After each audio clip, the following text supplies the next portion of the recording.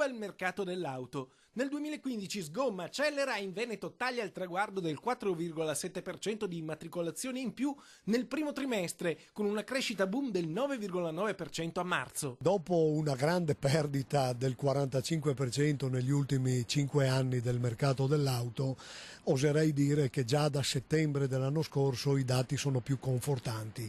Oggi la rivoluzione del mercato dell'auto riparte dai privati con un trend positivo del 16,7% a marzo. Le famiglie venete acquistano soprattutto utilitarie, è su questo segmento che si registra la crescita migliore. Il mercato dell'auto un 50% è fatto dal segmento A al segmento B, quindi le utilitarie, le piccole e le medie, e quello direi che sta crescendo.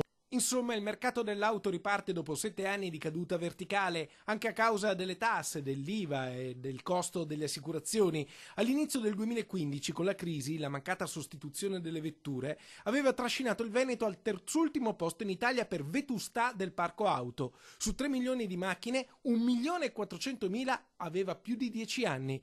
Oggi l'inversione di tendenza. Più di 31.000 immatricolazioni da gennaio a marzo contro le 29.800 dello stesso periodo del 2014. I dati di Confcommercio parlano chiaro, la provincia che cresce di più è Belluno con un più 12,67%, seguito da Rovigo con un aumento del 10,3% e Vicenza che sale del 7,64%.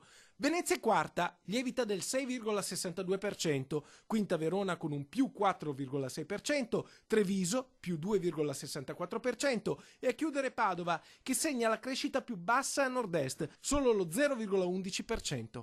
Stiamo andando verso un mercato che richiede inquinamenti più bassi e le auto ci sono, quindi il mercato, le case rispondono positivamente, un mercato che chiede le auto ibride e anche in questo caso diverse case le costruiscono, un mercato che chiederebbe le auto elettriche ma che purtroppo le infrastrutture da parte dei comuni e degli enti non ci sono messe a disposizione.